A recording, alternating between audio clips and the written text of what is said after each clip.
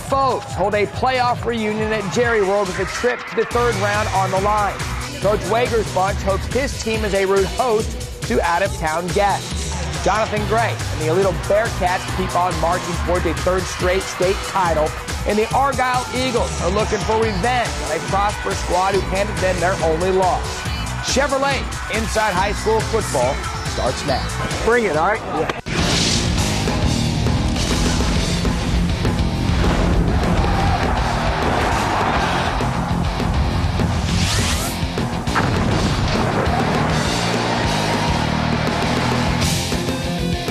Chevy's Inside High School Football is presented by your North Texas Chevy dealers, proud sponsor of Chevy's Inside High School Sports, and brought to you by Verizon. Millions have switched from cable to Fios, and now we're making it even easier. Visit Verizon.com for Fios availability and special offer details. Welcome to Chevrolet's Inside High School Football. I am your host, Matt Berry, and as the playoffs continue this weekend, old rivalries are renewed. Take Garland and Mesquite, for instance. The two football teams started playing each other back in 1906 and have met 71 times, with Garland winning 44 of those games.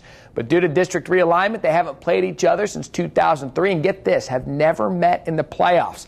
That all changed last night at Cowboys Stadium. It was the backdrop for the 9-2 Garland Owls battling the surprising 6-5 Mesquite Skeeters in our game of the week.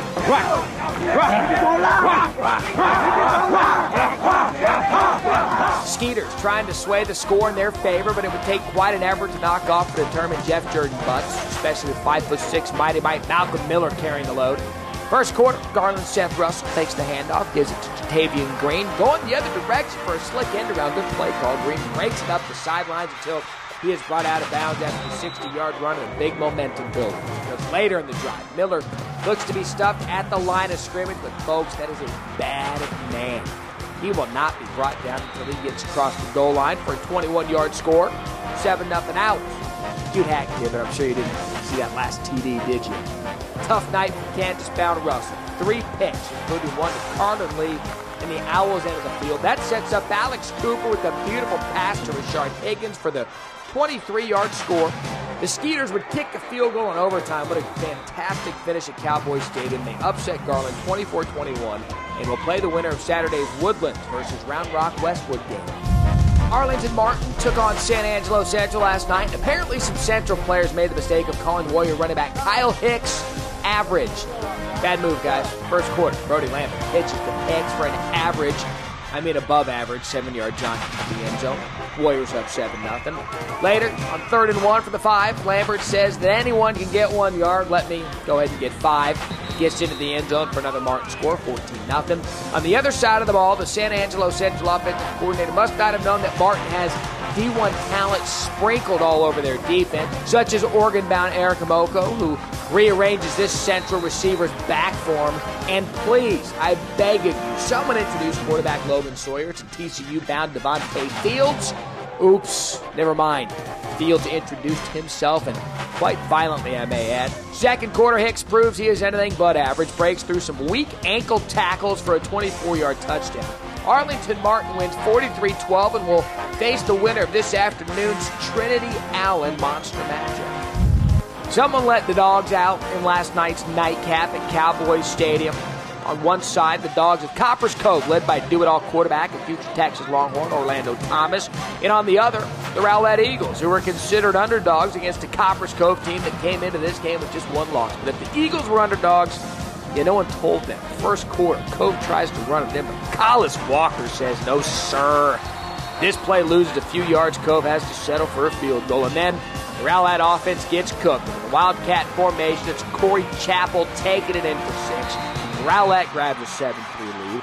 In the second quarter, it's the Eagles' defense that steps up. Thomas throws it up for grabs, and One Wokaway picks it off and returns it all the way to midfield. That leads to more Chappell, who took Coppers Cove to school all night, taking the pass, taking it all the way to pay dirt.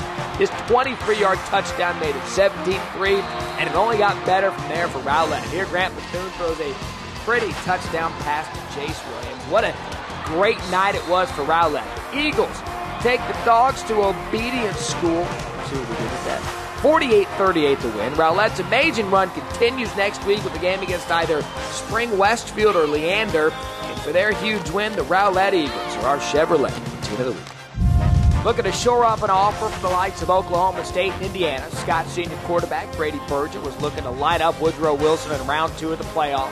HP would get the ground attack moving in the first half here. Senior tailback Jackson Hauser bowls his way in for the 4-yard touchdown run. Strange things start happening now in the second quarter. Looking to tie the game up here. Quarterback Christian Pierce throws a nice pass to Shaquille Dotton. Looks like he's going to coast into the end zone before he gets smacked right at the goal line. Ball goes out of the back of the end zone. That's a touchback. It would be the Scots ball. The Wildcats would strike back quickly, though. Brady Burgett throws this pass right into the arms of corner Colin Spencer. Takes it back 27 yards for the touchdown. Woodrow Wilson would hang tough for most of the game, but Highland Park would wear down the Wildcats. Here, Hauser takes in the short touchdown run, his second of the night.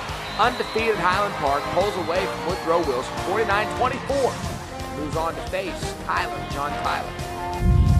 Coming off a dazzling performance last week against Frisco Waveland by freshman tailback Rico Henderson, Rockwall Heat will have an easier time against Kimball at Homer B. Johnson Stadium in Garland. It will be the entire Hawks defense getting the game ball on this night. Already a rout in the third quarter. Kimball quarterback Travian Thibodeau trying to make something happen himself, gets sacked by defensive end Jordan Point.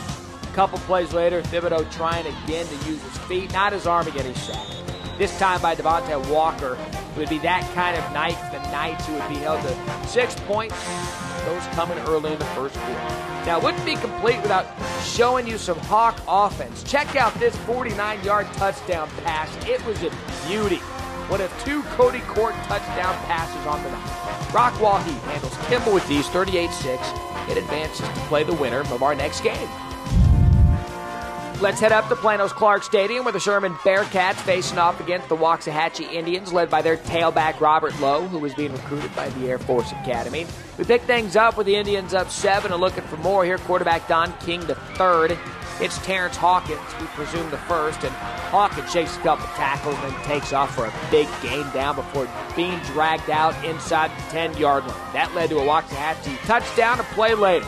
Bearcats have an answer here. Gus Daniel drops back. Look at this beauty for J.T. Looper. Check out the catch by Looper. That's outstanding stuff right there, friends. Bearcats comeback would continue, and Daniel hands to Colby Milner, pounds his way from 2 yards out. Now the game is all square 35. Then after a Waxahachie turnover, Sherman lines up for the go-ahead field goal with a minute and change left. Joseph Harvey boots through the 33-yarder to give Sherman the lead. What a comeback, what a game. Now, last chance for the Indians. Here, King rolls to his right, tries to hit Hawkins, but Looper jumps in front for the INT. What a great game for our man, J.T. Looper. And because of Looper, the Bearcats knock off Waxahachie 38-35 and now have the honor of taking on Rockwall Heat. Good to see our DFW team survive and advance in the playoffs. And when Chevy's Inside High School football comes back, we will check in on the back-to-back 4A state champion Aledo Bearcats as they take the field. Stay tuned.